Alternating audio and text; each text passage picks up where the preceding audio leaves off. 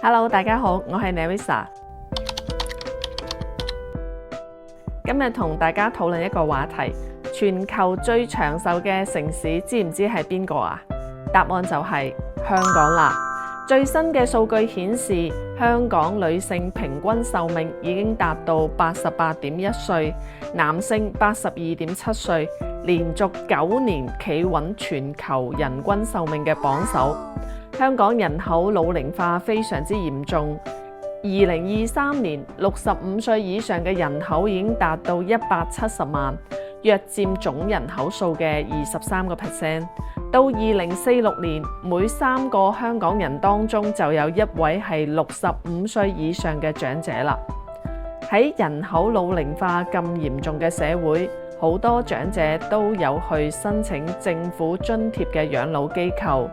下面呢一位 uncle 就有去申請，我哋聽一聽佢點講啊。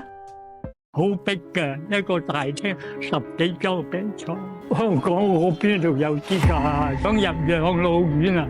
好困難。聽完仇伯嘅說話之後，我都覺得好感嘆。其實香港公立嘅養老院係點樣嘅呢？我哋一齊跟鏡頭睇一睇啊！以下呢個係真實香港老人院嘅一啲圖片，呢度每個房間都係一間間咁樣分開嘅，房間係冇封頂嘅，空氣流通，但係咁樣都好容易病毒傳染。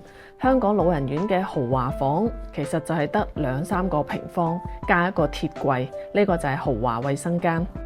再帶大家睇下香港15000一個月嘅養老院究竟係點樣嘅，參觀一下佢哋嘅房間啦。一如既往都係香港尺寸，但係設施設備比較齊全，活動空間都好大，可以打麻雀，仲可以彈鋼琴。最後睇下佢哋嘅食譜，都係非常之清淡㗎。頭先睇咗香港嘅公立養老院同埋一啲較平嘅私立養老院之後，唔知大家覺得呢兩種適唔適合你呢？如果都唔啱嘅話，我哋仲有第3種選擇，就係過嚟大灣區養老啦。下邊我哋睇下 TVB 嘅新聞點樣講嘅。越多香港人退休之後搬到大灣區生活，除咗買樓置業安享晚年，有唔少人就選擇入住一種收費較高，但係就提供多類型設施同服務嘅養老社區。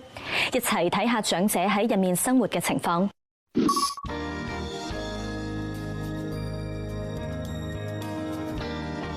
鏡頭一轉，嚟到我哋泰康之家佛山禪院嘅開幕儀式啦，非常之歡迎大家到場嘅。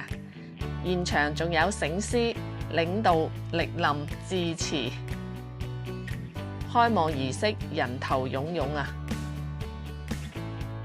跟住落嚟仲有月園居民嘅一個舞蹈表演，嘉賓嘅領獎儀式，推廣大使包埋所有嘅工作人員進行嘅封頂儀式，祝賀禪院早日開幕。跟住落嚟就同大家介紹呢個投資9億、佔地28畝、總規劃66戶人車分流嘅社區。呢個係將來嘅活動中心、社交最佳場所，裏邊仲有通濟橋、白蘭樹、空中花園、屋頂花園，設計咗下沉嘅庭院，供長者可以喺度種菜。走入活力中心，琴聲悠揚，陽光透過穹頂照入大堂。到咗晚上，長輩們仲可以喺呢度一齊食晚飯、點菜、包廂，一應俱全。